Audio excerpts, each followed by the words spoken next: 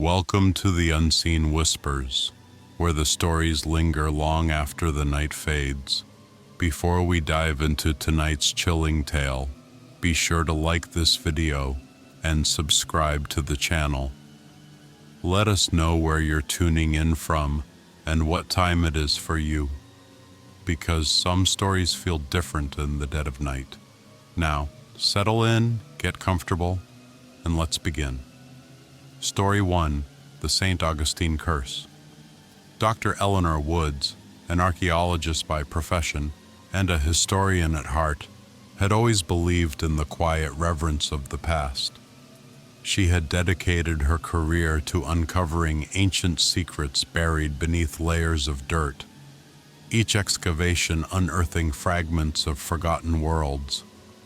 But St. Augustine, Florida, known for its Spanish colonial architecture, centuries-old cobblestone streets, and ancient graveyards, held a mystery deeper than any she had ever encountered. This was her dream project, a historical expedition to uncover hidden treasures and forgotten relics in a town known for its haunting charm. Eleanor had expected some old maps, weathered tombstones, and perhaps a few whispered legends from the locals. What she did not expect was to stumble upon something ancient and far more sinister, a curse that had long been dormant beneath the earth, waiting to be unleashed. The graveyard was her starting point, a forgotten plot of land tucked behind St. Augustine's famed Castillo de San Marcos. The overgrown cemetery seemed to be little more than a forgotten afterthought in the shadow of the mighty fortress. But to Eleanor's trained eyes, it was the perfect place to begin her excavation. Old, neglected graves could tell stories no one had ever bothered to listen to. The crypt she discovered had been hidden for centuries. Covered in thick moss and veiled in vines, it looked almost like part of the land itself.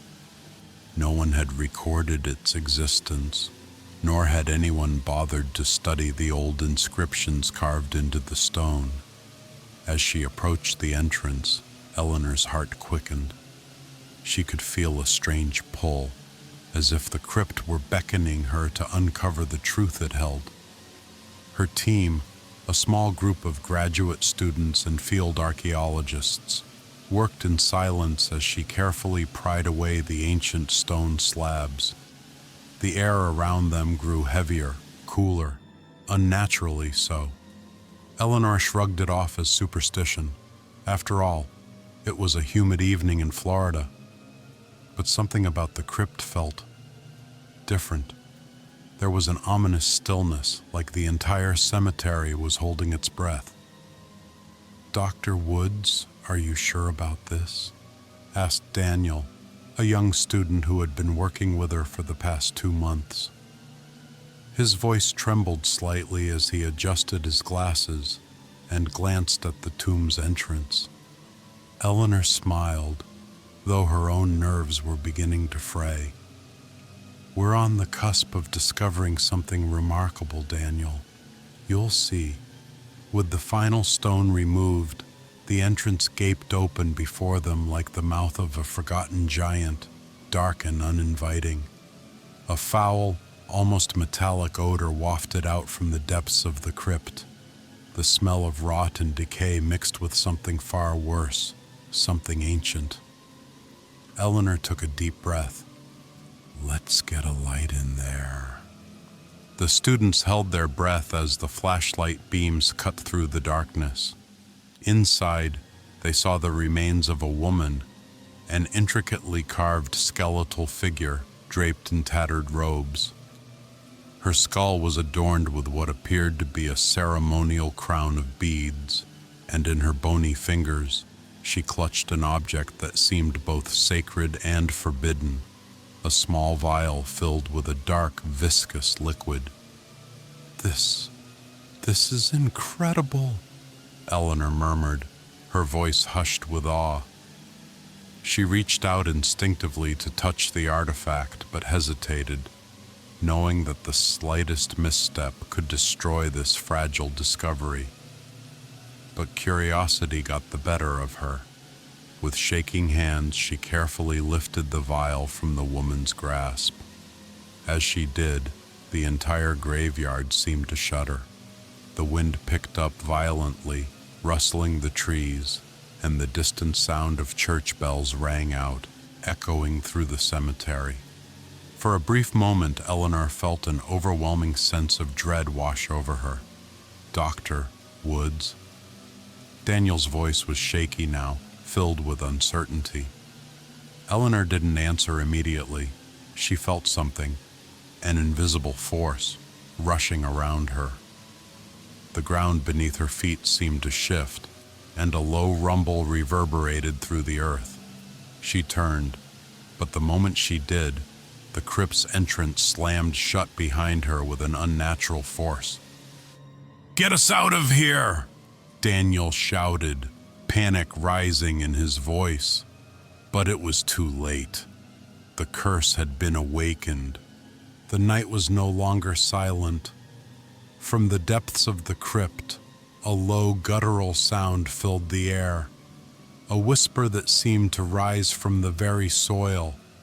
The wind howled like a mournful wail, and the temperature dropped precipitously. The ground trembled beneath them. "Something's wrong," one of the students muttered, his voice barely audible over the cacophony of sounds. "What did you do, Doctor? Woods?"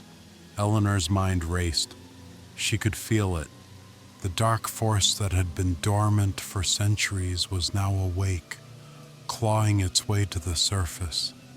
The ancient priestess had been buried here for a reason. A powerful voodoo curse had been sealed away, meant to protect the town from something far darker than any of them had realized. As the students panicked and scrambled, Eleanor's thoughts were consumed by the vial. It had contained something unnatural, something more than just a relic of an ancient religion. The priestess had been a keeper of something dark, something malevolent. The town of St. Augustine had been protected by this curse, but now it was free. The students' screams echoed through the night. Eleanor turned in horror to find that the graveyard was no longer empty. Figures, shadows, were emerging from the fog. Figures that looked all too familiar. The dead. But these were no mere zombies. No mindless reanimations. These were the risen dead, brought back to life with their consciousness intact, twisted by an insatiable thirst for power and vengeance. Their eyes glowed with an unnatural hunger, and their mouths twisted into cruel, mocking smiles. They're alive," Daniel gasped, his voice cracking. But how? Eleanor realized with a sickening clarity. The curse wasn't just about death. It was about power, dark, forbidden power. And now, it was spreading. As the moon rose higher into the sky, the figure of the priestess materialized in the center of the graveyard, a towering figure of bone and shadow. Her hollow eyes gleamed with the same malevolent force that had awoken her. She raised her arms to the heavens, her lips moving in a language that was older than time itself. The very air seemed to bend around her, crackling with dark energy. The students froze, paralyzed by the sheer presence of the entity. Eleanor, however, was gripped by an overwhelming sense of déjà vu. She had seen these rituals in ancient texts, in the mythologies of lost cultures. The priestess had once been a powerful sorceress, a protector of this land, but she had been corrupted by the same dark forces she had been entrusted to contain. Her eyes locked with Eleanor's, and for a moment it felt as though time itself stood still. Then the priestess spoke. "You have set me free, child. The voice was low and hollow, echoing through the graveyard like a chant. "But what you do not understand is that your freedom is my curse." Eleanor's heart pounded in her chest. "What do you want?"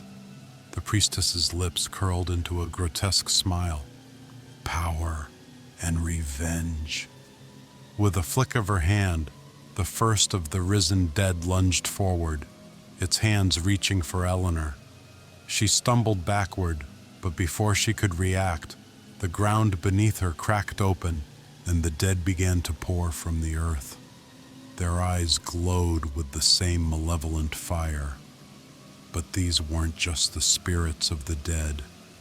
These were the souls of those who had once been powerful. Sorcerers, rulers, and warriors who had died long ago, their spirits trapped in this cursed land. And now, they were free to take their vengeance. The first signs of the curse's spread were subtle. The small town of St. Augustine had always been a place of quiet charm. Cobblestone streets lined with old Spanish-style buildings, tourists wandering through historical sites, and a town square that seemed to belong to another time. But the night the priestess had been awakened, something shifted. The air grew thick with an oppressive heaviness, as if the town itself was holding its breath. It began with the disappearances. At first it was a few isolated cases, locals who had simply vanished without a trace. But soon, people began to notice strange occurrences. Lights flickered in homes where no one had touched the switches.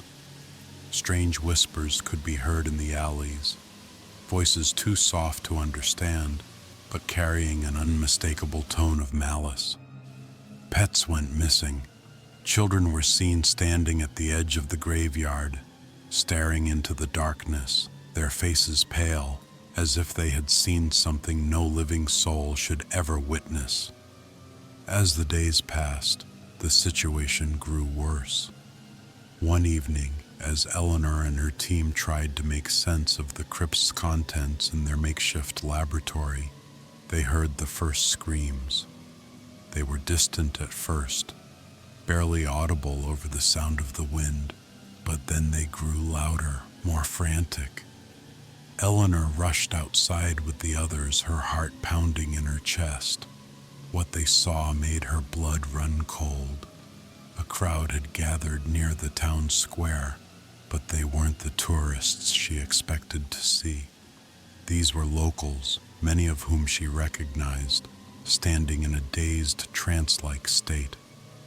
Their eyes were vacant, as if they weren't fully there. They moved together as one, stumbling forward, as though drawn to the cemetery. At the center of the crowd stood a figure, cloaked in tattered robes, with glowing eyes and a cruel, twisted smile.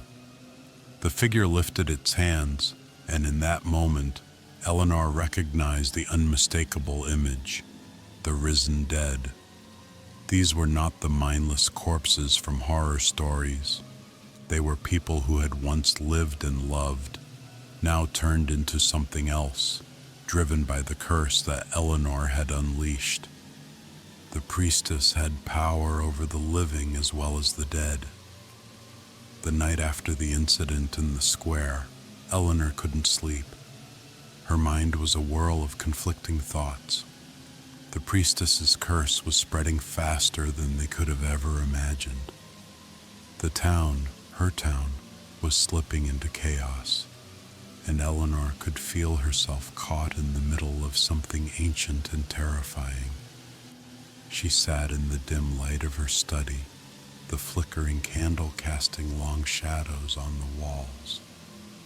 The artifact she had discovered in the crypt, the vial, the strange liquid, was still in her hands. She hadn't been able to bring herself to study it, too afraid of what it might reveal. But she knew it was the key to stopping the curse, if it could be stopped at all. "Eleanor," a voice interrupted her thoughts. She turned to see Daniel standing in the doorway, his face pale, eyes wide with dread. He looked like he hadn't slept in days. I saw something, he said, his voice shaky. Something in my dreams. Eleanor raised an eyebrow. What are you talking about? It wasn't a dream, Daniel said, taking a hesitant step into the room. I saw the priestess. She spoke to me. Eleanor's heart skipped a beat. The priestess was no longer just a myth or a spirit. She was alive in more ways than one. The connection between the living and the dead had blurred. She said. Daniel's voice faltered and he swallowed hard. She said she would not rest until all of us were claimed, that we were meant to serve her. Eleanor's mind raced. What did that mean? Serve her? Was she building an army of the dead, using the townspeople as vessels? Daniel seemed to read her thoughts. We need to do something before it's too late. Eleanor nodded slowly. She could feel the weight of time pressing down on them. The curse was growing stronger, but how could she fight an ancient force that had been buried for centuries? And even more terrifying, how could she stop something that had already claimed the souls of those around her? The next day, Eleanor scoured every piece of historical text she could find, ancient journals, folklore, and forbidden texts that might hold a clue to reversing the curse. Hours passed in a blur, and her eyes ached from the endless reading. But she finally came across a reference to an ancient ritual. It wasn't just about banishing the priestess. It was about reversing the flow of power she had once commanded.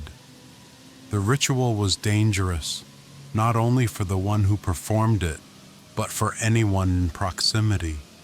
It involved a sacrifice, a life force given willingly to the land to seal the curse once and for all.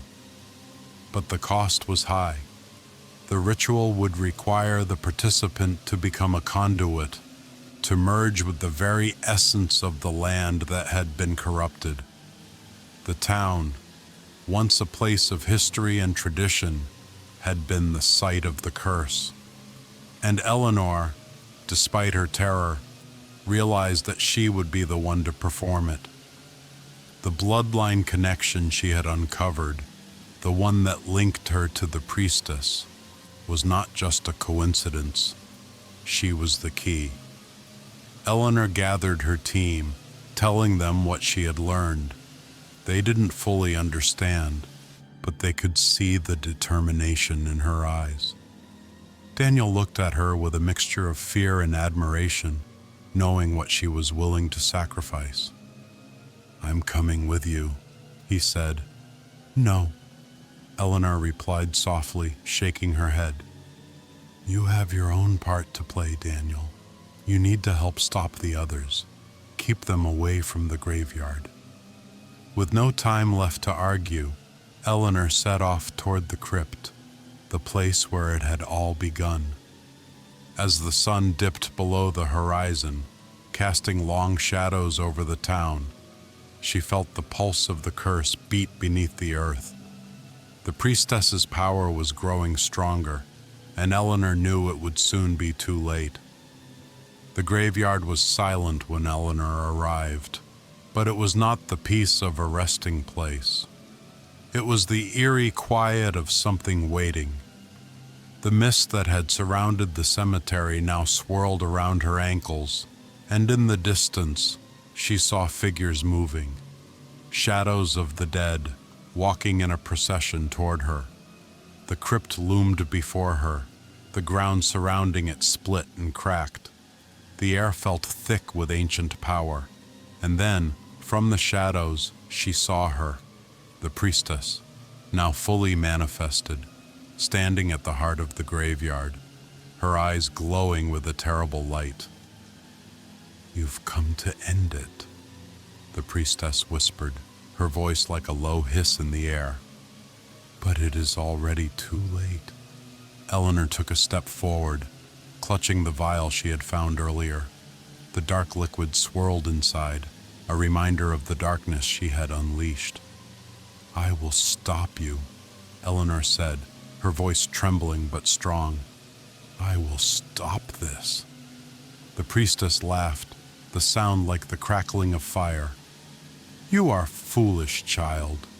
You cannot undo what has been done. The land has already been claimed by the dead." But Eleanor didn't listen. She began the chant she had learned from the ancient texts, her voice trembling at first but growing louder, more powerful with each word. The ground trembled beneath her, and the wind howled around her, but she didn't stop. The ritual had begun. The priestess's form flickered, her presence unstable as the ritual began to take hold. Eleanor could feel the curse fighting against her, the power of the dead clawing at her, but she pressed on. The vial was the key, the last piece of the puzzle, and as she poured its contents into the earth, the ground shook violently. The shadows around her writhed, the spirits of the dead screaming in agony as they were torn from the land. The priestess let out a cry, her form disintegrating into a cloud of mist. Eleanor fell to her knees, drained by the ritual's power. As the sun broke through the mist, the graveyard fell silent once again. The curse was broken. The town of St. Augustine slowly began to heal. The townspeople returned to their lives, unaware of the horrors that had unfolded just beneath their feet. But Eleanor knew that she would never forget. She had faced something ancient, something beyond her understanding, and survived. The town was free, thanks to her sacrifice. But the memory of the curse would haunt her forever, and she knew that the darkness, though sealed away for now, could one day rise again. The past, after all, never truly stays buried. It was a hot summer evening in the Utah wilderness, the air thick with the scent of pine and the distant hum of crickets. The sun hung low in the sky, casting long shadows across the rugged landscape. Jake stood at the edge of the remote lake, his gaze scanning the dark waters. A cool breeze whispered through the trees, but it did little to ease the oppressive heat. The lake, with its glassy black surface, seemed almost too still, a stagnant pool that reflected nothing of the sky above. The group of young explorers, each in their 20s and eager for adventure, had hiked through the dense forest to reach this forsaken spot. The lake was far off the beaten path, hidden from the prying eyes of tourists and local authorities. It was the perfect place to camp, to explore, to test the boundaries of the known world, and most importantly, to test the local legends. Jake, the fearless leader of the group, was all about pushing limits. His friends, though hesitant, followed him. There was Brad, the jokester who couldn't resist making light of every situation, and Claire, the quiet and thoughtful one who always seemed to be watching the world more carefully than the others. Then there was Alex, the skeptic, who dismissed every superstition and legend he encountered, always eager to prove them wrong. "Hey Jake, you sure about this place?"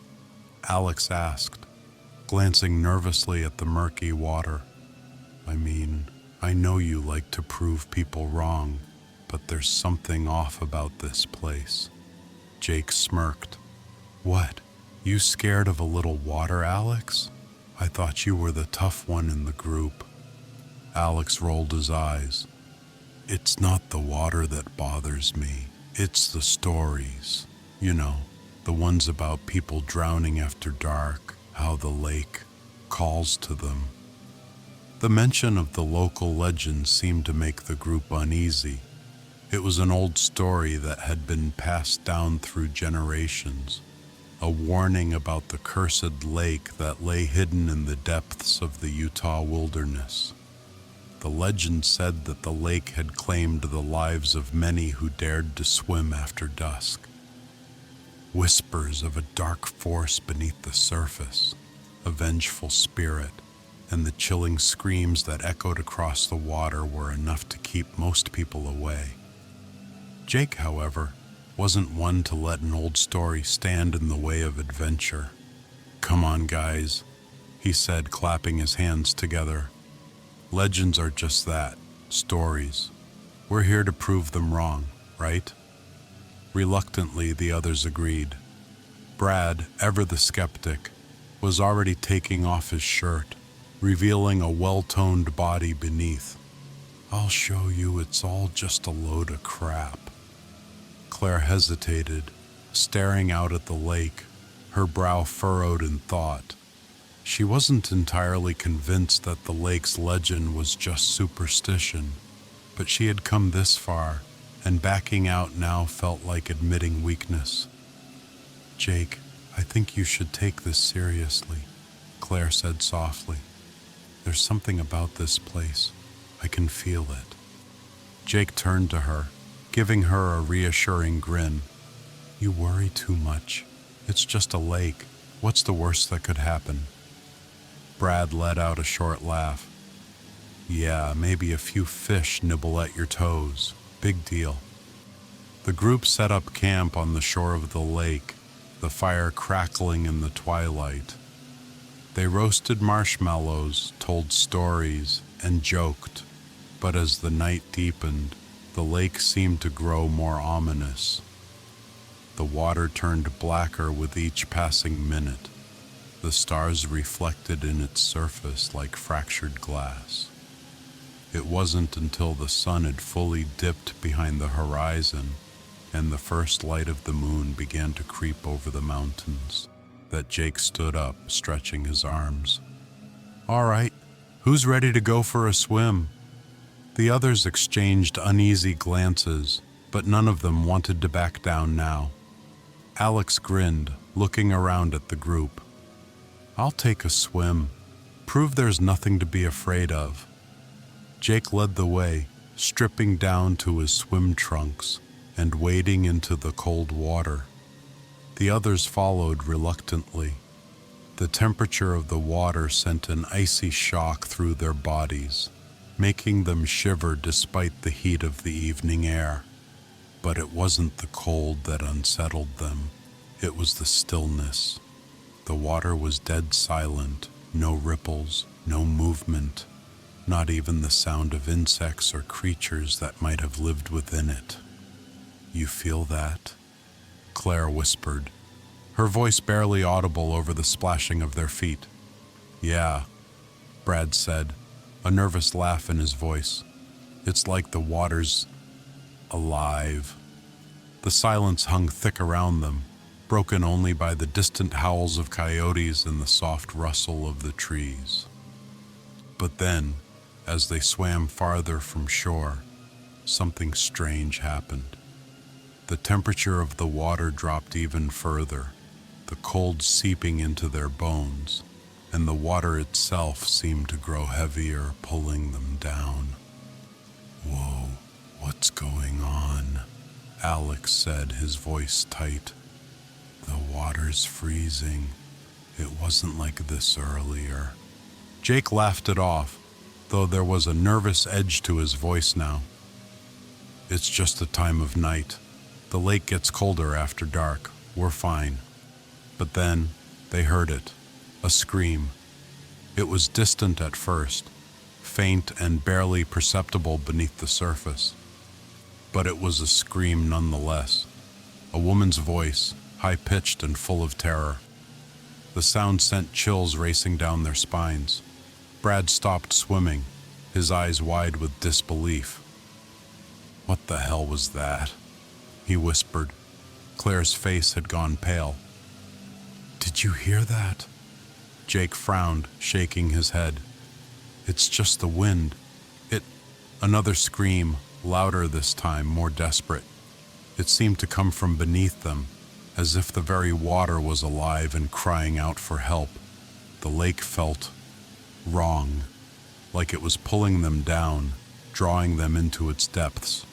Brad's voice trembled. "We need to get out of here, now." But the water had already changed. The lake had a life of its own.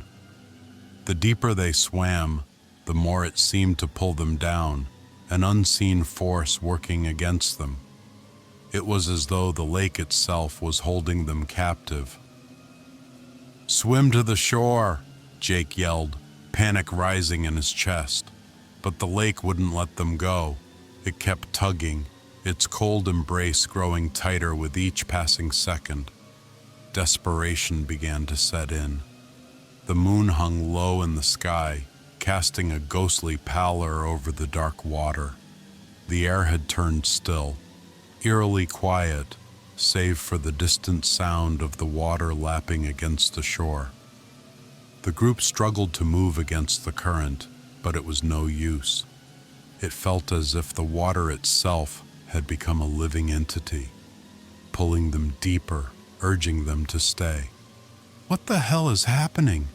Alex gasped, his teeth chattering from the cold. "This is not normal." Claire's breath came in shallow gasps, her eyes wide with fear. "I told you, there's something wrong with this place." Jake gritted his teeth, trying to fight against the oppressive pull. "Come on, just keep swimming. We can make it." But as they struggled, the temperature of the water plummeted even further. They could feel it now, a sharp, unnatural cold that seemed to reach into their bones, freezing their very essence. The pressure in the water was increasing, pulling them downward with each stroke. It wasn't the current. This was something else, something far darker. Then came the whispers. At first it was barely audible, the sound of breathless voices calling from beneath the surface. Then it grew louder, more frantic. The voices were unintelligible, distorted, as though coming from those long lost to the lake. As the group swam, struggling to stay afloat, the water began to shift and churn beneath them, as if something monstrous was moving below the surface. Brad screamed, his face contorting in terror as he looked into the dark, swirling depths beneath him. "There's something down there. Something's coming for us."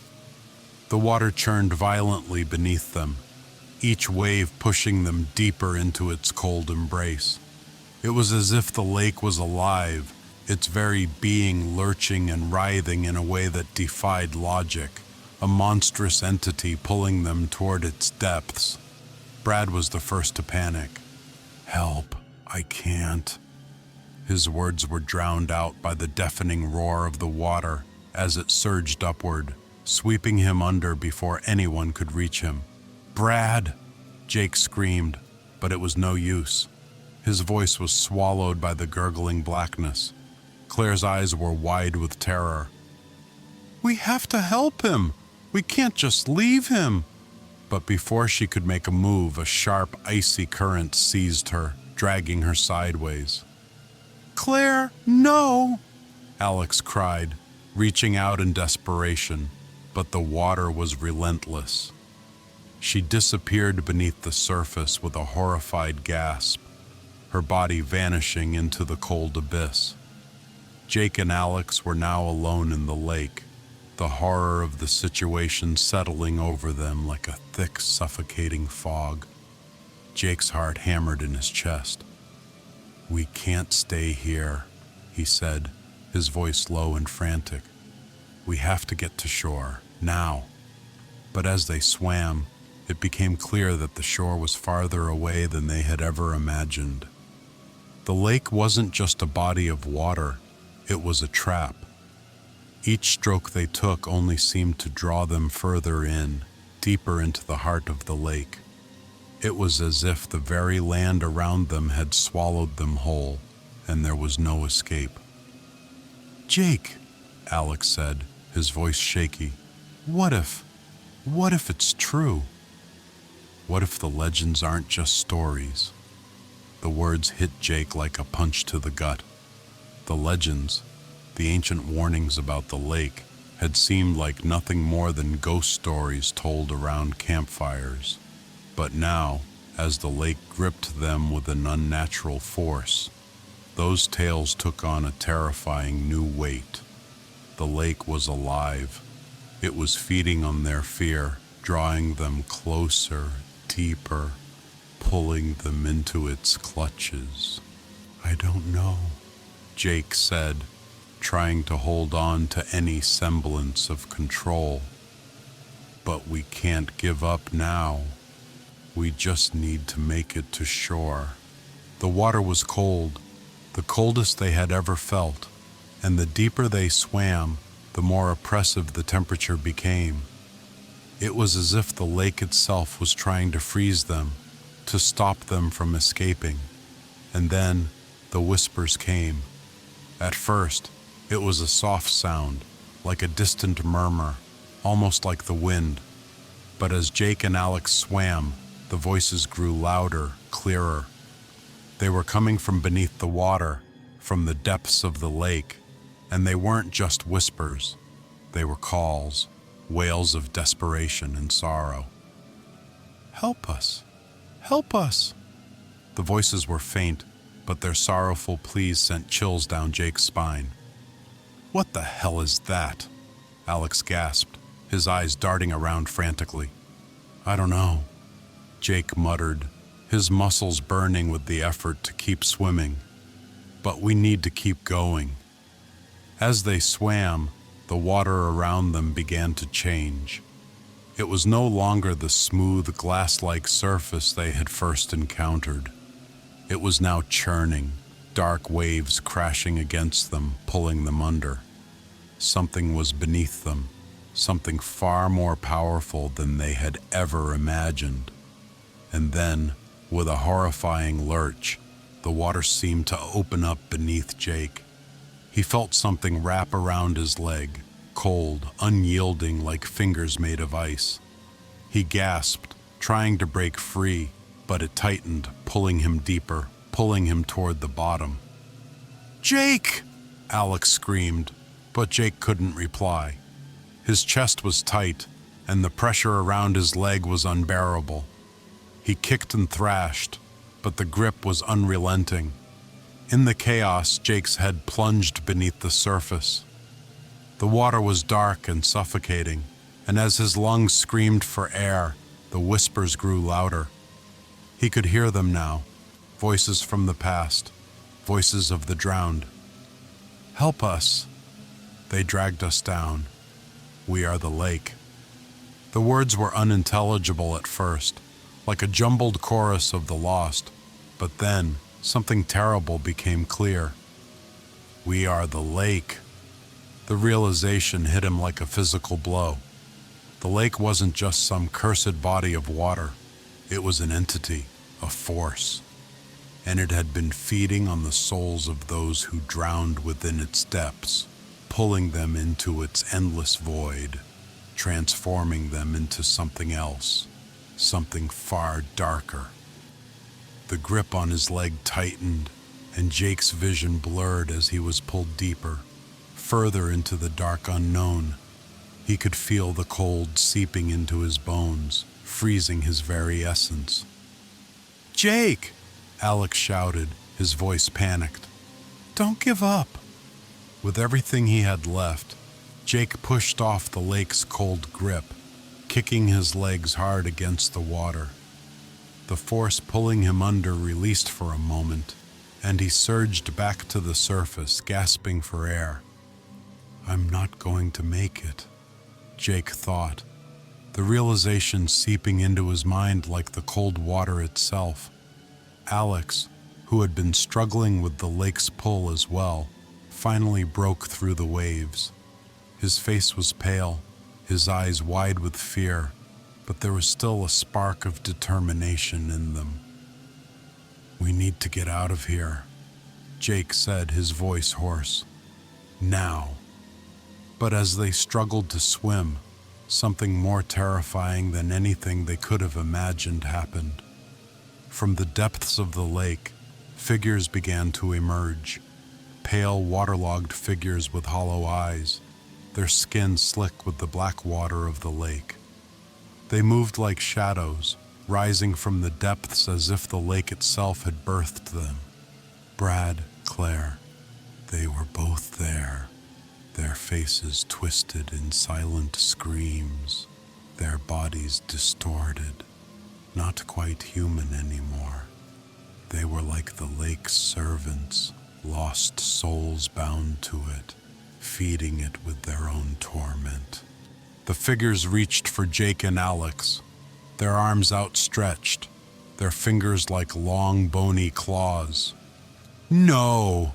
Jake screamed, pushing against the water with all his strength. But it was no use. The figures were getting closer, dragging themselves through the waves, their hollow eyes locked onto their prey. Alex scrambled backward, his breath coming in ragged gasps. "What do we do? What the hell do we do?" Jake's mind raced, but the answer was obvious. There was no escape. The lake was feeding on them. One by one, they would be consumed, dragged down into its depths, lost forever to its dark grip. And then, just as the figures reached out to grab them, the water beneath them exploded with an immense force. A surge of blackness rose from the lake's depths, and Jake was thrown into the air by the violent force. His body slammed against something hard, and then the world went black. When Jake woke, the world around him was silent. The lake had fallen still once again. The moon hung high in the sky, casting an eerie light over the surface. But the figures, the souls of the drowned, were gone. And yet Jake knew it wasn't over. The lake had claimed him. It had claimed all of them. "Alex?" Jake croaked, struggling to sit up, his muscles stiff with exhaustion. There was no answer. He turned around, scanning the shore, but he saw no sign of his friend. "Alex!" he called again, his voice hoarse. But there was nothing. Jake stood swaying with the lingering disorientation and stumbled back toward the shore. As his feet touched the ground, the horror of the night began to settle in. He had survived, but at what cost? The lake had claimed them all, and as Jake's vision blurred, he heard it again, the haunting whispers. "We are the lake." As the hours passed, the lake's power grew stronger. The water had returned to its tranquil, glassy surface, but Jake knew it was only a matter of time before it claimed its next victims. He could feel it, an all-consuming presence beneath the surface, waiting patiently for its next meal. The lake had not finished with him. It never did. The sun hung low over the black hills of South Dakota, casting long shadows that stretched across the jagged terrain. The air was thick with the scent of pine and earth, a reminder of the ancient land that had witnessed countless years of history. For most, these hills were a place of serenity, a land of deep-rooted beauty. But for the group of treasure hunters, they represented something else entirely, a treasure waiting to be uncovered. Lucas Reinhardt was the leader of the group, a man whose obsession with history and wealth had driven him to places most would avoid. His crew was a diverse mix of personalities. Jace, the skeptical archaeologist, Emma, the survivalist and expert tracker, and Marcus, the mechanic and tech guru, whose drones and gadgets often made the impossible possible. They had been on many expeditions, but none had felt as foreboding as this one. "Didn't think we'd be out here this long," Jace muttered, adjusting the strap of his backpack. "I thought we'd find something by now." "Patience," Lucas replied, his voice smooth, with that edge of assurance that made him seem almost too confident for his own good. He stopped suddenly, holding up a hand to halt the group. "This is it. We've reached the cave." Emma's boots crunched against the rocky earth as she looked at the narrow opening in the cliffside, half hidden by thick clusters of pine trees. The cave's entrance seemed almost unnatural, too precise, as if it had been carved by some ancient force. A chill crawled up her spine as she stepped closer, the oppressive silence of the forest settling around them. "You sure this is the place?" she asked, her eyes narrowing at the dark maw of the cave. Lucas nodded, eyes glinting with excitement. The map was clear.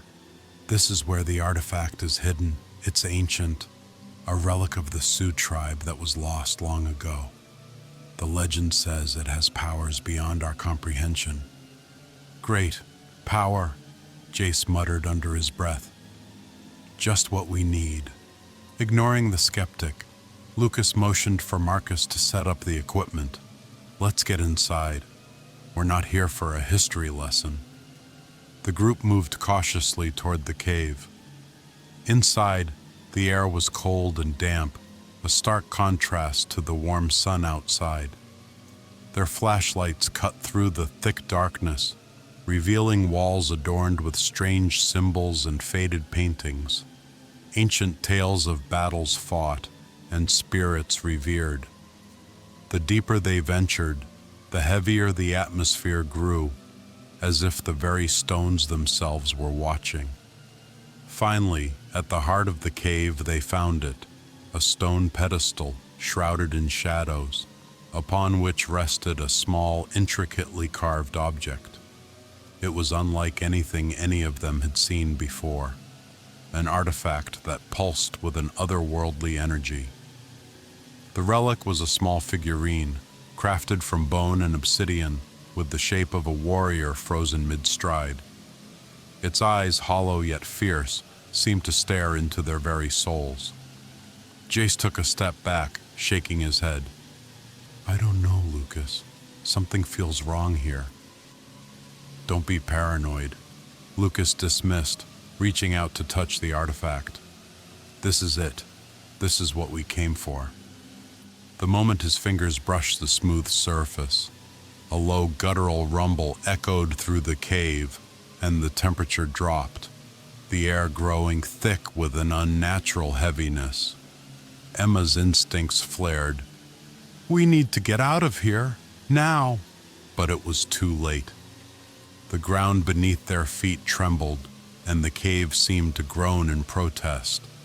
From the shadows, figures began to materialize, tall, ominous shapes draped in tattered cloaks, their faces hidden beneath headdresses adorned with feathers and bones. Their eyes glowed with an eerie, spectral light. "They're here," Jace whispered, fear creeping into his voice. The spirits of the warriors stood still, as though waiting for something, and then, as if on cue, the air vibrated with a voice, low, ancient, and filled with wrath. "You have desecrated our land and awakened the curse. You will pay the price." The group froze. Emma's heart pounded in her chest as she instinctively reached for her weapon. But the figures began to move, their presence becoming tangible, less like spirits and more like a force that emanated from the earth itself. "We need to leave, now," Lucas shouted. But as they turned to flee, the cave entrance had vanished, replaced by a thick, swirling mist. The land itself was alive, and it would not let them go. The cave was no longer a simple shelter of stone. It had become a living nightmare. Jace's breath was ragged as he stumbled backward. "What the hell is happening?" Lucas, his face pale but determined, took out a flashlight and swept it across the walls.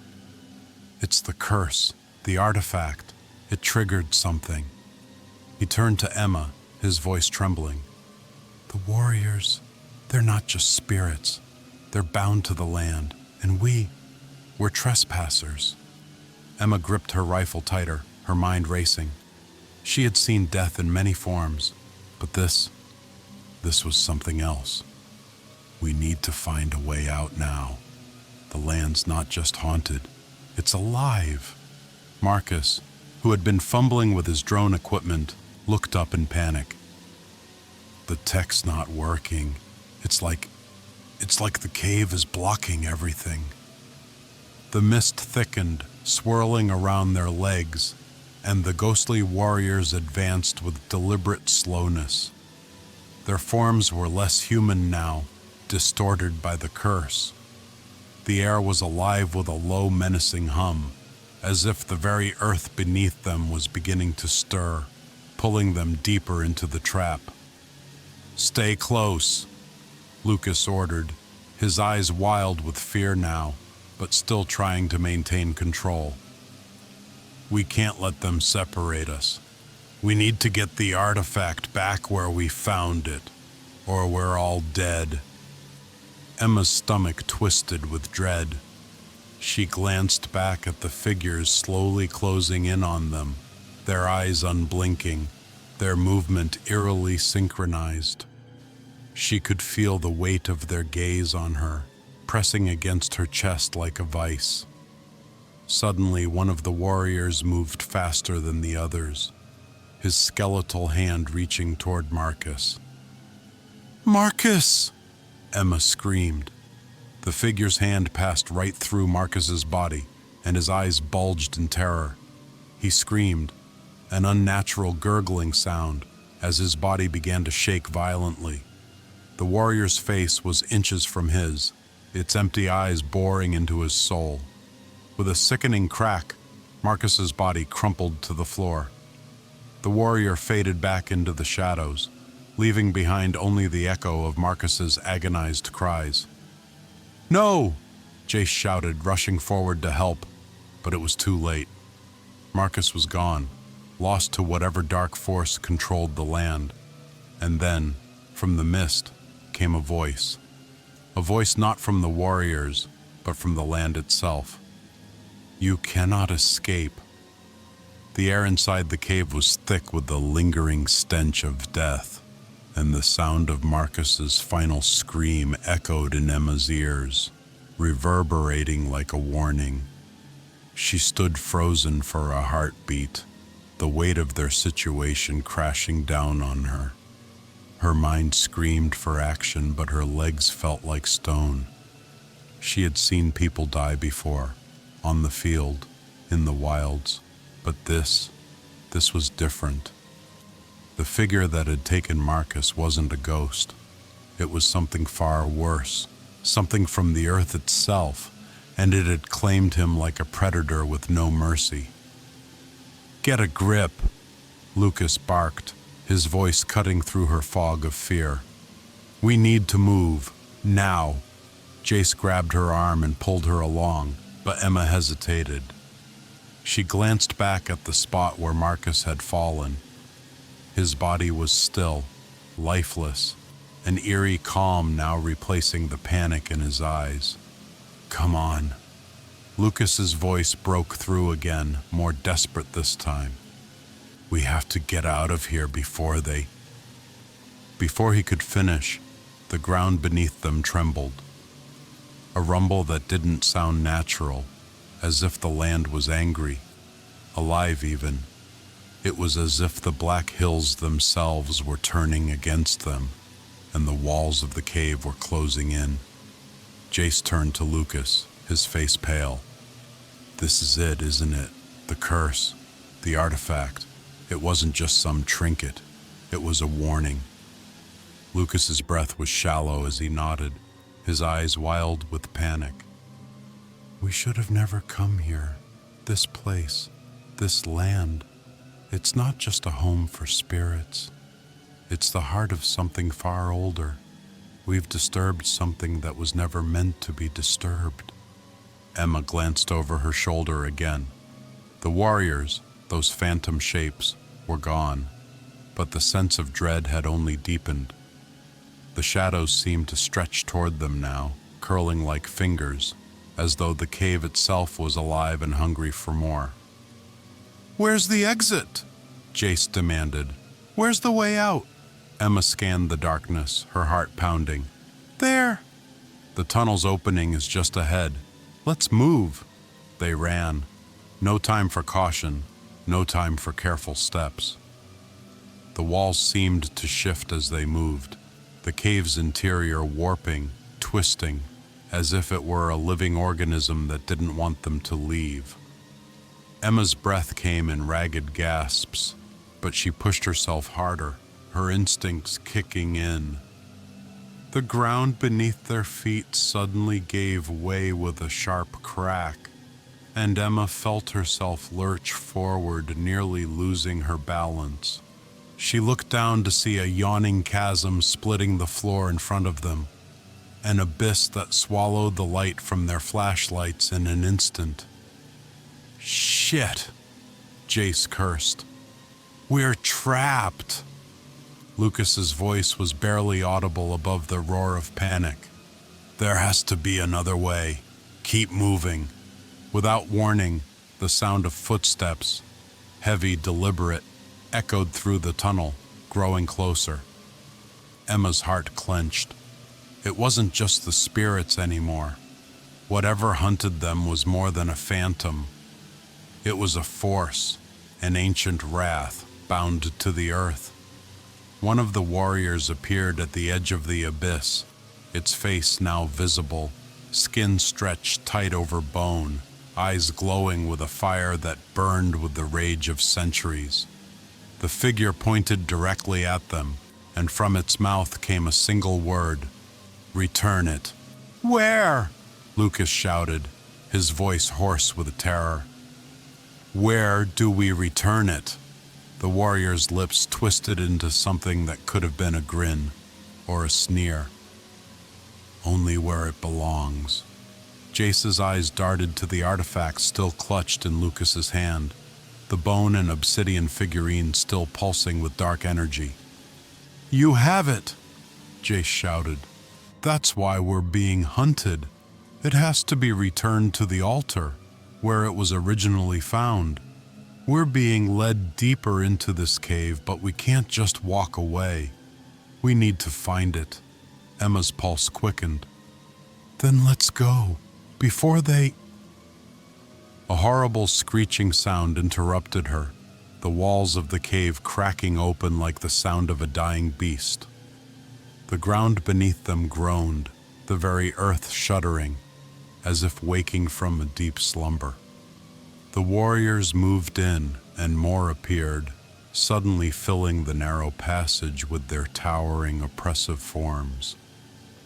Emma's breath caught in her throat as the figures closed in, their eyes cold and unblinking, their intentions clear. They weren't just spirits anymore. They were part of the land, its protectors, and they would not let them escape. "We need to get to the altar," Lucas repeated, his voice frantic. "The altar is the key to ending this. We just need to find it." They pushed forward, scrambling through the cave, their hearts racing. The warriors shadowed them at every turn, always just out of reach but never far behind. The sense of being hunted, stalked, pressed down on them, suffocating. As they moved deeper into the cave, they stumbled upon an ancient chamber, its walls lined with worn, faded markings, the remnants of a once vibrant ceremony. At the far end of the chamber stood a stone platform, weathered by time, and upon it was an inscription, one that Lucas could barely make out in the dim light. "This is it," he whispered, voice shaking. "The altar." Emma's eyes scanned the room.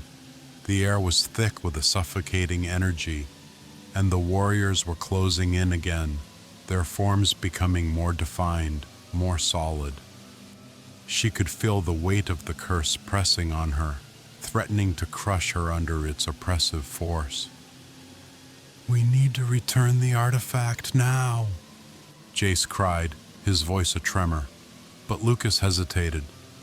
The relic pulsed in his hands as if alive, and for a moment he wasn't sure if it was fear or greed that held him back. I don't think we can just return it, he muttered. I think we need to make an offering.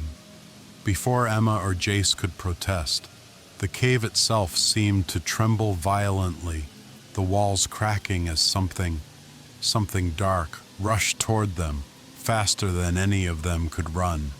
Now! Jace shouted. Lucas placed the artifact on the stone platform, and as soon as he did, the ground shook violently. The warriors converged, their faces twisted in rage. The air thickened, turning suffocating, and the darkness of the cave seemed to swallow them whole. Suddenly, the voices of the land erupted, louder now, filling their heads. You have disturbed the sacred earth. You will never leave. The darkness exploded around them, and they were no longer in the cave. They were in the heart of the Black Hills, standing on the land where it had all begun. The curse had never been about the artifact. It was about the land, its vengeful spirit. A spirit bound by time and blood, waiting for those who dared trespass. And they had been doomed from the start. The Black Hills, once a place of beauty and mystery, now seemed like a vast, endless graveyard. The sky above had darkened, and the air was thick with an oppressive weight that made each breath feel like an effort. The world around them had shifted. What was once the cave was now an expanse of wilderness, where the trees twisted like gnarled hands reaching from the earth, and the very ground seemed to pulse with a heartbeat of its own. Emma's heart thudded in her chest as she looked around, disoriented. She could feel the presence of the warriors, no longer just figures of shadow, but full manifestations of rage and vengeance standing in the distance. Their eyes burned through the darkness like embers, and their forms moved with an unnatural fluidity, as if the land itself had granted them life. They had been taken. Jace's voice was low, filled with disbelief. What is this? Where are we? Lucas, shaking, stumbled backward, eyes wide with terror. This isn't just the cave anymore. This is the land. This is what we disturbed. The heart of the curse. The artifact wasn't just an object. It's a key to the land's power. By taking it, we've awakened something far worse than any ghost. Emma's grip tightened on her rifle, but she knew it wouldn't help them. The warriors weren't just spirits. They were part of the land, ancient protectors bound by a curse older than time itself. The very earth was against them now. She looked at Lucas, her voice steady despite the fear rising in her chest. So what now? How do we stop this? Lucas's eyes were distant, his mind clearly racing. We can't stop it. There's no escape from this place. The curse, it doesn't let anyone leave once they've disturbed the sacred land. The warriors, they're bound to the land, and we're part of it now. A cold wind whipped through the trees, carrying the faintest whisper, a voice that sounded both ancient and endless. You are the trespassers. You are the fallen. You are the lost. The ground trembled beneath them, and the warriors stepped forward, their movements deliberate, unhurried. There was no fear in their eyes, no hesitation, only a burning, unyielding desire to reclaim what had been stolen. The curse had never been about just the artifact. It was about protecting the land, and it would not let them go.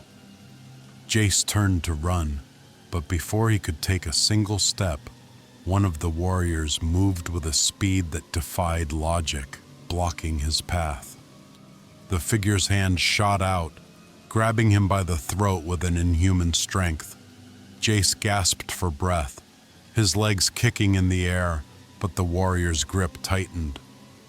"No!" Emma screamed, raising her rifle, but she knew it was useless. The curse was not something that could be shot, stabbed, or reasoned with. The earth itself had come alive to claim them. With a sickening crack, Jace's body was lifted off the ground, his head snapping back violently as the warrior drained the very life from him. His screams were choked off in an instant, and his body went limp, dropping to the earth like a broken rag doll. The warrior stood over him for a moment longer, its gaze unblinking and cold, before it faded back into the shadows of the Black Hills. Emma felt bile rise in her throat. She couldn't even mourn Jace. Not now. There was no time for grief, no time for anything but survival, even though she knew deep down that survival was no longer an option. "Lucas," she whispered, the terror in her voice undeniable now. "We're not getting out of here, are we?" Lucas's face had gone ashen, his eyes hollow. "Remember this place. It doesn't let anyone leave, not once the curse has been awakened." The ground shifted again, as if the land itself was breathing. And then, all at once, the earth split, forming deep cracks that snaked through the ground. From those cracks, shadows rose, more warriors, more vengeful spirits, more manifestations of the curse. The air grew thick with a presence that could not be outrun, not even by death. And then Emma realized the terrible truth. The Black Hills were not just a place. They were a prison, a living, breathing entity that swallowed those foolish enough to trespass. She could feel the weight of it pressing down on her chest, the land itself rejecting her very existence. "You cannot escape. You never will." The warriors advanced, surrounding them from all sides. There was no way out, no way to fight. The curse had them now, trapped in an endless cycle of torment and death. They were as much a part of the land as the trees, the rocks, the soil. Desperation surged through Emma, and for a moment she considered running. But where could she go? The land had already claimed her. She could feel it in her bones, the sinking certainty that she too was already part of its eternal hunger. "We should have never taken it," Lucas murmured, his voice hollow with regret.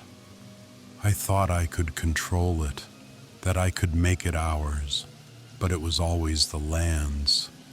We were never meant to have it." The warriors closed in on them, their cold, spectral eyes watching as if they were nothing more than intruders in a sacred, unyielding place. Emma's heart pounded in her chest, but she knew there was no escape. The land would never let them go. It would never forget. As the warriors stepped forward, they reached for the two remaining trespassers. Emma closed her eyes, ready to face whatever fate awaited her, but the realization hit her with a final horrifying clarity. The curse was eternal. It wasn't just about death. It was about being bound to this place forever. No one who disturbed the Black Hills would ever truly escape. The Black Hills, silent as ever, stood as they always had, timeless, ancient, and unyielding. The land had claimed the treasure hunters, just as it had claimed so many before them. Their names would fade, their faces lost to time, but the curse would never end.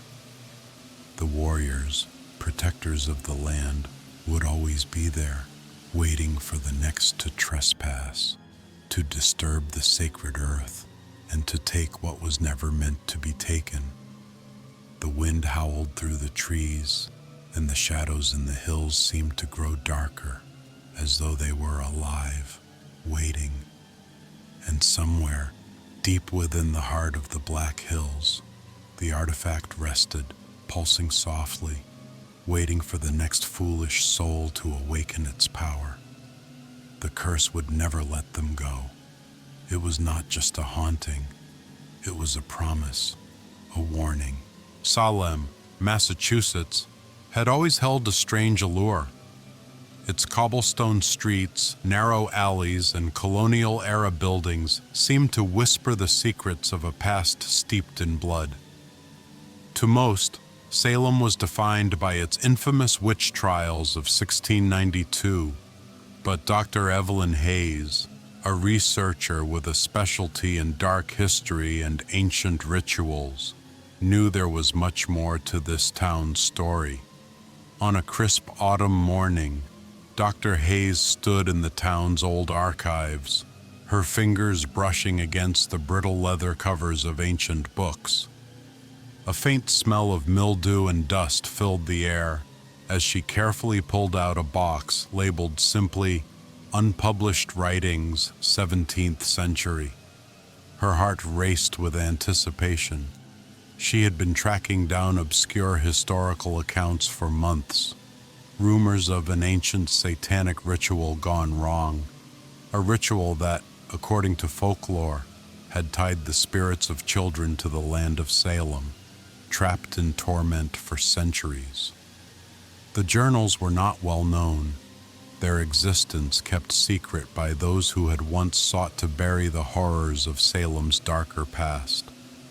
But Evelyn, relentless in her pursuit of truth, had managed to locate the journals deep within the town's forgotten records. She had no idea what she was about to uncover. As she opened the first journal, the ink inside was faded, the writing barely legible. But Evelyn's training had prepared her for this. She took a deep breath and began to read aloud, her voice echoing softly in the empty room. The ritual was to be conducted at the rise of the blood moon. The children were chosen. Their innocence would serve as the vessel for immortality. Their sacrifice would ensure eternal life for the one who dared to bind them. Evelyn's eyes narrowed. A ritual of immortality? This wasn't just an occult practice. This was something darker, something more insidious. She flipped the pages quickly, desperate to read more, to understand the horrifying story that had unfolded 4 centuries ago.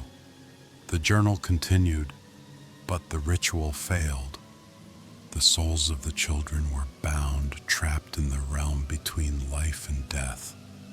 They have cried out for release ever since, their torment unending. We have become the caretakers of their fate, guarding the ritual's site to prevent the curse from spreading. May God have mercy on us, for the children are angry, and they seek revenge. Evelyn's breath caught in her throat. The children's souls were trapped, unable to find peace. It explained the strange disappearances and unexplainable deaths that had plagued Salem over the years. The curse had not faded with time. It had only grown stronger. Suddenly, a creak echoed through the archives, and Evelyn stiffened. The sound of footsteps from down the hall reached her ears, but she was alone. She stood up quickly, turning to the door, her pulse racing. Nothing. Shaking her head, Evelyn returned to the journal, the words dancing before her eyes. She felt a presence now, an eerie chill, as if something or someone was watching her. The room seemed to darken around her, but it wasn't until she turned the page that she understood just how much danger she was in. The next entry was written in a different, frantic hand. They have begun to return, the children, but they are no longer innocent. They are angry, twisted. They are not just spirits. They are something else, something far worse. They are hunting us. The curse is incomplete, and they need new victims to finish it. They will not stop until they have taken what they need. Evelyn's blood ran cold. She had stumbled upon something much more horrifying than she had ever imagined. The curse wasn't just haunting the town. It was alive, growing, and the spirits were taking form, coming back to claim new victims. With trembling hands, Evelyn closed the journal. She knew she had to act quickly. The curse was not a thing of the past. It was very real, and it was coming for Salem once again.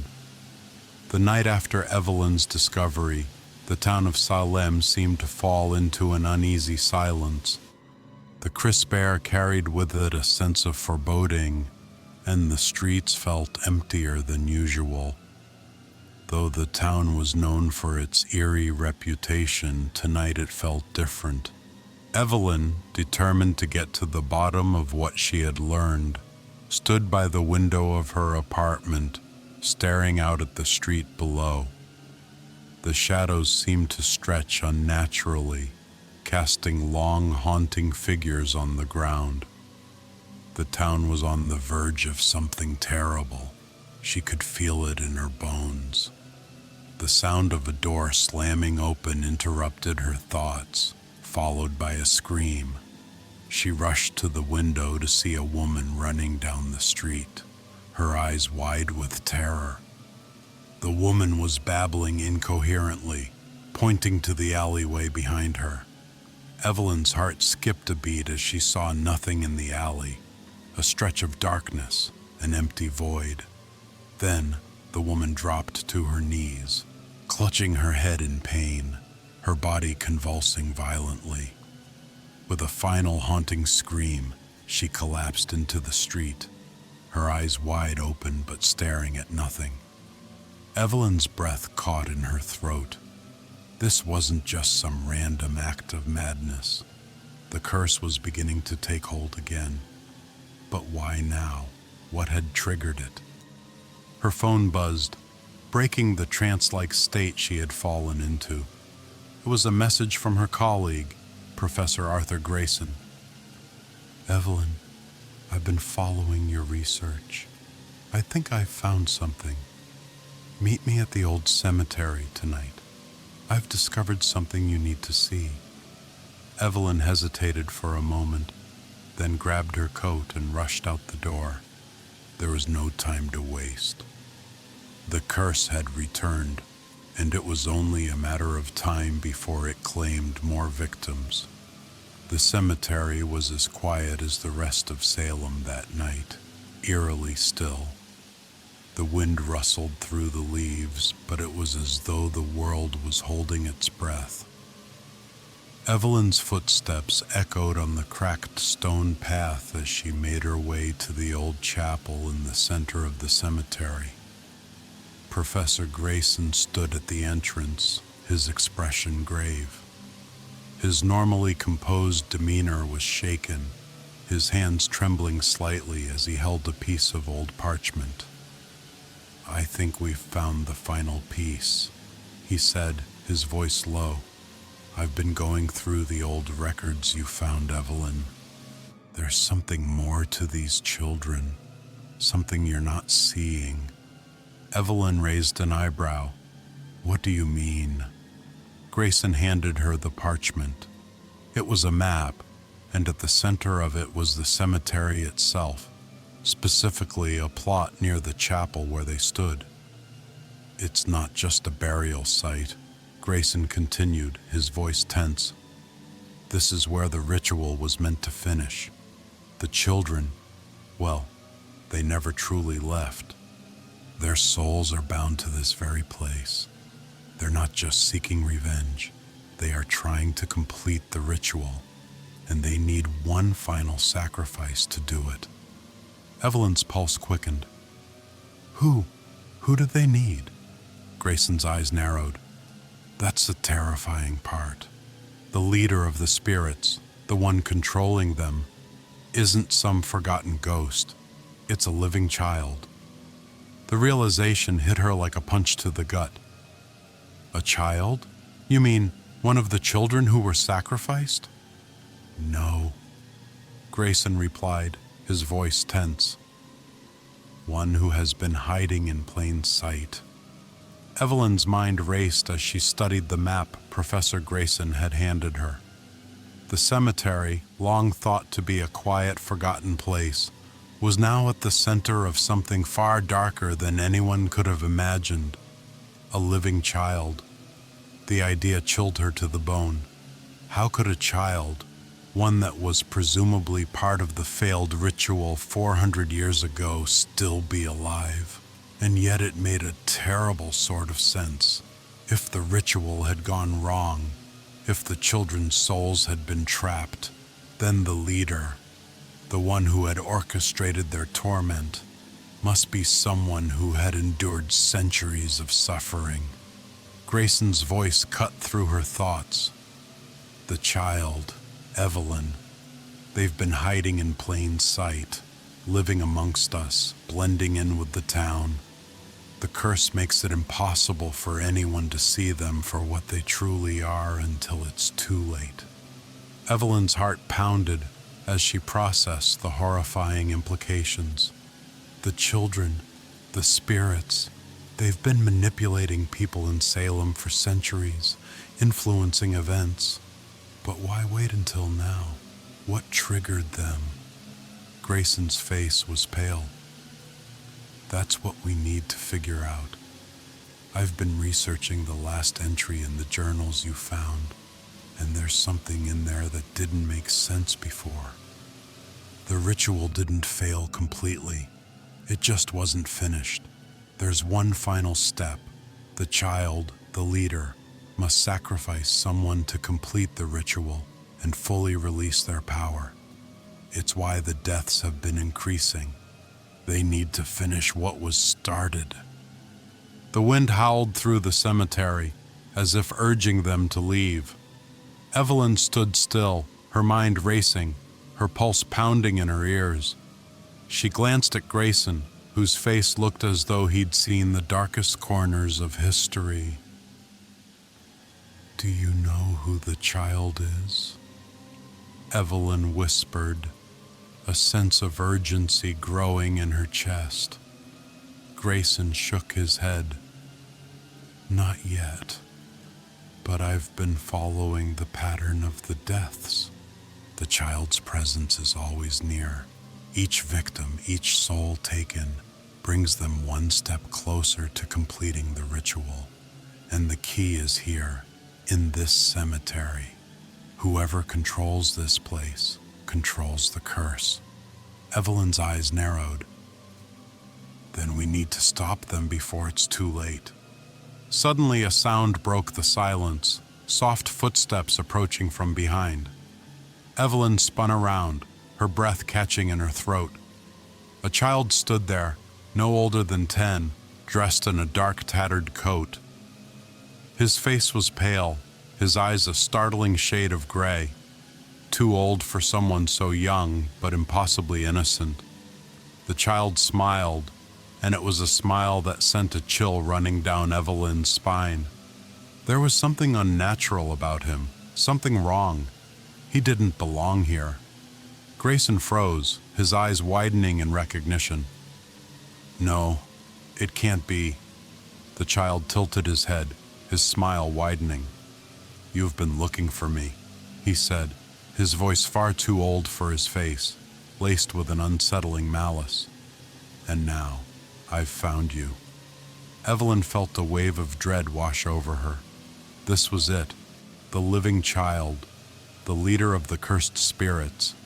But as she prepared to confront him, the air seemed to thicken, as if the very earth beneath their feet was holding its breath. A sudden gust of wind howled, causing the trees around them to shake violently, as if some unseen force was pushing them back.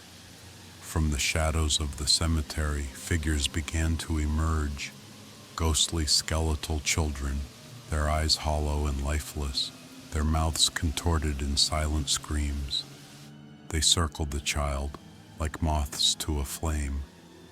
But it was not love or innocence they surrounded. It was something darker. The child's eyes locked onto Evelyn's. "You've come too late. The curse has already begun.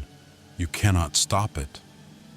As the ghostly children circled around them, Evelyn felt an overwhelming sense of isolation. The air grew thick, pressing against her chest, as though the very ground beneath her was pulling her into its depths.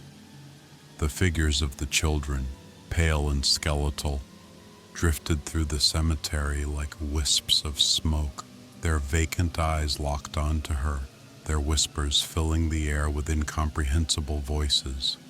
But Evelyn didn't flinch. She couldn't. If she showed fear, the curse would claim her. The child in front of them, the leader, took a step forward, his smile never fading, his eyes gleaming with something both knowing and ancient. "You shouldn't have come here," he said, his voice soft but chilling, like a whisper from a forgotten dream. "Now that you've found me, it's already too late for you. Too late for all of Salem." Evelyn tried to steady her breathing. "You're the one controlling them, aren't you? The spirits, the curse." The child didn't answer immediately. Instead, he reached out a hand, and the air around them seemed to pulse. From the shadows, a long, distorted figure appeared, an ethereal, shadowy version of a woman, her face gaunt, her eyes hollow. Evelyn felt a coldness seep into her bones as the figure moved closer, her form becoming more defined. "That is my mother," the child said, his voice a faint hiss. "She was the one who started the ritual. She wanted to grant us all immortality, but she failed, and now we must finish what was begun." Evelyn's mind raced. The woman, the child's mother, had been the one to initiate the cursed ritual, but something had gone horribly wrong, trapping the souls of the children. Now, those spirits were not just seeking freedom, they were seeking revenge, and their leader, this twisted child, was the key. Grayson stepped forward, his eyes locked on the child, his expression unreadable. "Why are you doing this?" he asked, his voice breaking the silence. "Why do you need to sacrifice more lives to finish the ritual?" The child laughed, a high-pitched, unsettling sound. "Because the ritual is incomplete," he said. "We were never meant to die. Our souls were meant to live on forever. But the ritual was interrupted. I am the last one, the final piece. And once I have the last soul, the curse will be complete. No one will be able to stop us." Evelyn felt a cold hand on her shoulder. She turned sharply, only to find herself face to face with the shadowy figure of the woman, her expression hollow and blank. The figure raised its hand, and Evelyn's body froze, as though the very air around her had become solid. Grayson lunged, grabbing a stone from the ground and throwing it at the woman. It passed right through her like a ghost. The child's smile widened. "It's no use," the child said. "You cannot stop what has already been set in motion. We are beyond time. We are beyond life." Evelyn's heart hammered in her chest. They were too far gone, too deep into the curse's hold, and with every passing moment, Salem slipped further into darkness. The figures of the children closed in around Evelyn and Grayson, their hollow eyes glowing with a malevolent hunger. "We should have never taken it," Lucas murmured, his voice hollow with regret. "I thought I could control it, that I could make it ours, but it was always the land's. We were never meant to have it." The warriors closed in on them, their cold, spectral eyes watching as if they were nothing more than intruders in a sacred, unyielding place. Emma's heart pounded in her chest, but she knew there was no escape. The land would never let them go. It would never forget. As the warriors stepped forward, they reached for the two remaining trespassers. Emma closed her eyes, ready to face whatever fate awaited her, but the realization hit her with a final horrifying clarity. The curse was eternal. It wasn't just about death. It was about being bound to this place forever. No one who disturbed the Black Hills would ever truly escape. The Black Hills, silent as ever, stood as they always had, timeless, ancient, and unyielding. The land had claimed the treasure hunters, just as it had claimed so many before them. Their names would fade, their faces lost to time, but the curse would never end. The warriors, protectors of the land, would always be there, waiting for the next to trespass, to disturb the sacred earth, and to take what was never meant to be taken. The wind howled through the trees, and the shadows in the hills seemed to grow darker, as though they were alive, waiting. And somewhere, deep within the heart of the Black Hills, the artifact rested, pulsing softly, waiting for the next foolish soul to awaken its power. The curse would never let them go. It was not just a haunting, it was a promise, a warning. Louisiana's bayou was a place of old magic and whispered secrets, where the air hung thick with the smell of rotting wood and stagnant water. The oppressive humidity clung to skin and clothes, and the distant croak of frogs and the chirping of insects formed an eerie soundtrack to the swamp's secrets. It was here, deep in the heart of the marshlands, where FBI agent Elijah Carter found himself standing outside an ancient, decaying mansion, a place that should have been forgotten by time. The mansion, once a proud home to a wealthy family, now looked like something out of a nightmare. Its walls were sagging, the windows boarded up and cracked. Moss dripped from the overgrown trees surrounding it, and the ground was saturated with the thick, sticky mud of the swamp. No one had lived here for decades, but now it seemed to have become a place of death. A team of forensic investigators was already at work inside, combing through the scene, collecting evidence. But it wasn't just the typical gruesome crime scene.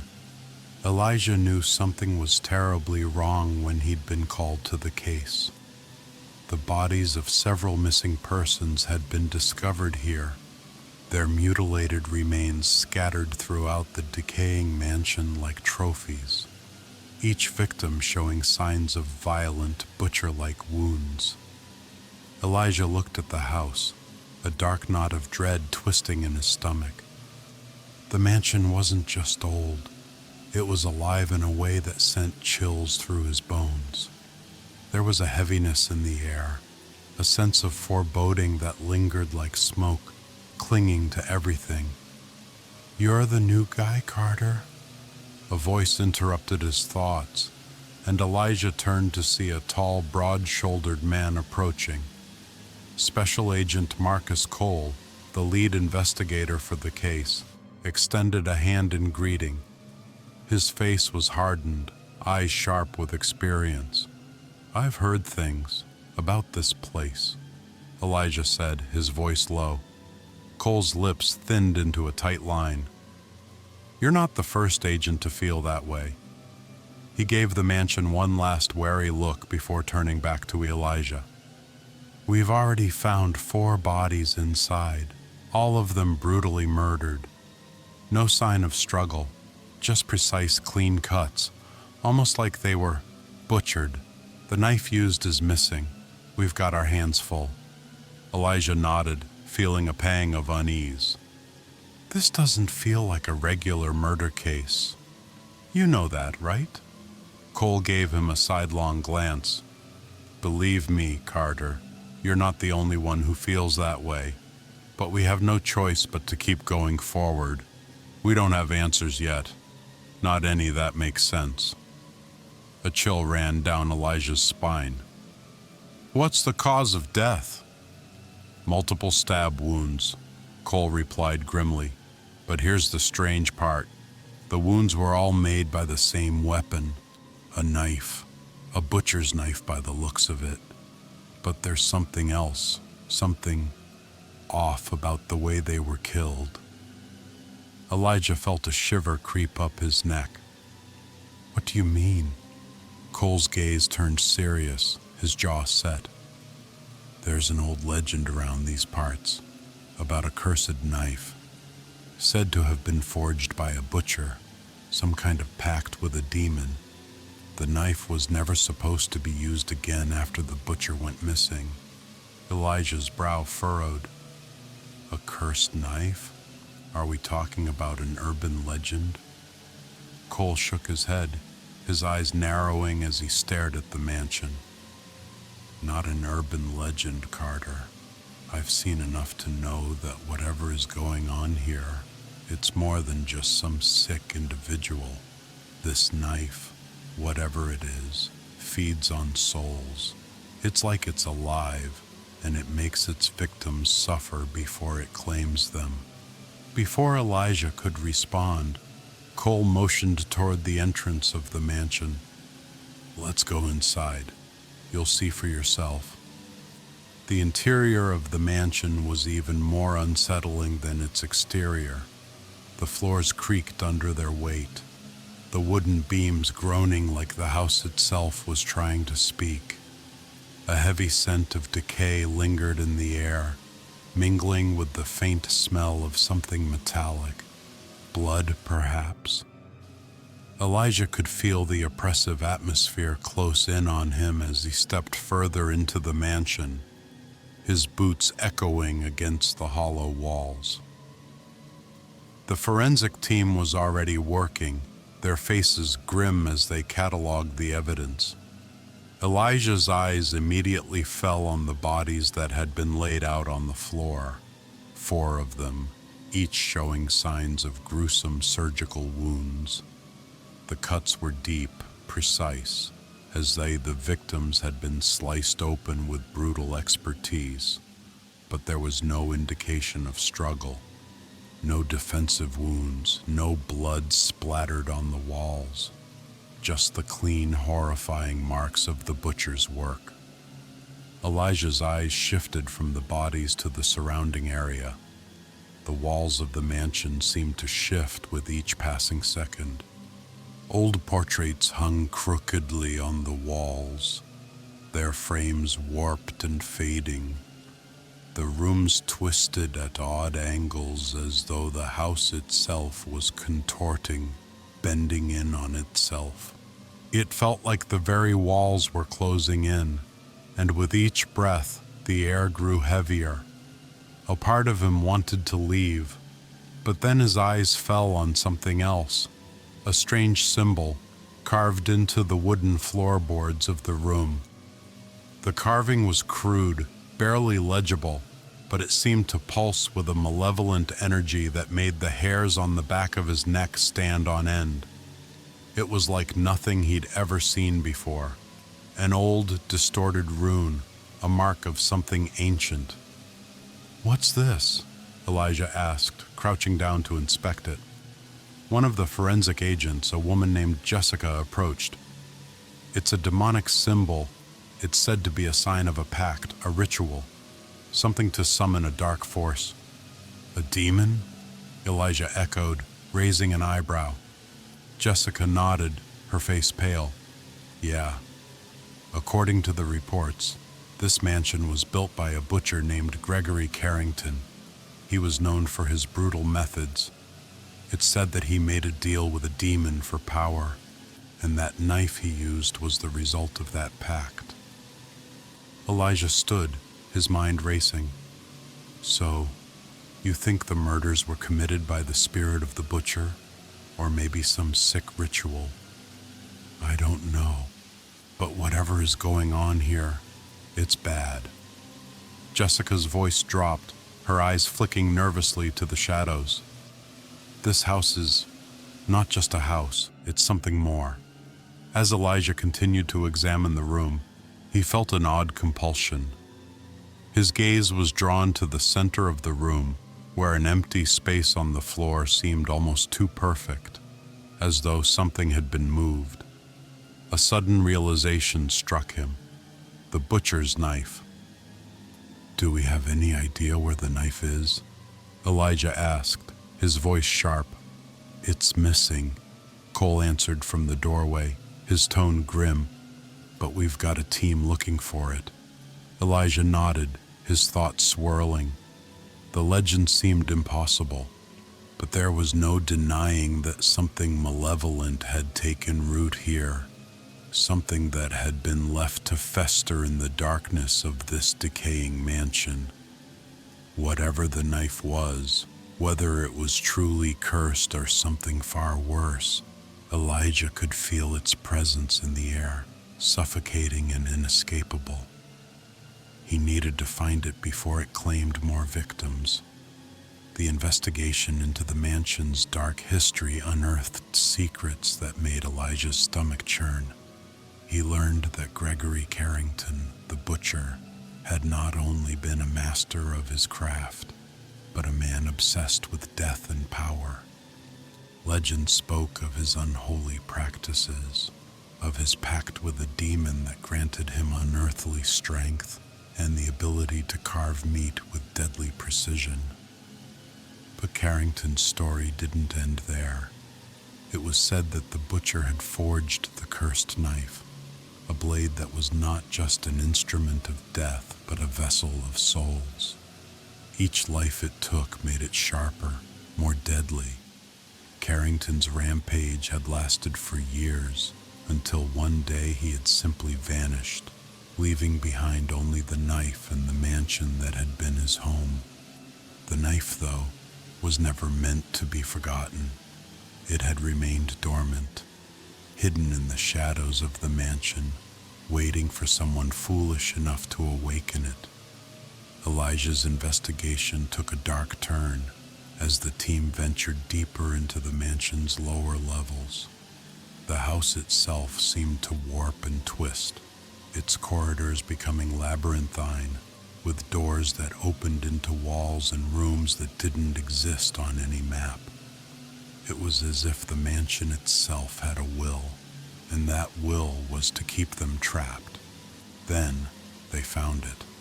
A hidden chamber, deep beneath the mansion, lined with old books and tomes, its air thick with the scent of mildew and decay. In the center of the room stood a pedestal, and atop it, bathed in a sickly, unnatural light, lay the butcher's knife. Elijah's heart skipped a beat as he approached it, feeling an overwhelming sense of dread wash over him. The knife was beautiful in a macabre way. Its blade glistened with an almost ethereal shine, and the handle was carved with twisted, intricate designs that seemed to move when you looked at them. But there was something more, something dark and hungry about it. Elijah could feel its power, the malevolent presence it exuded.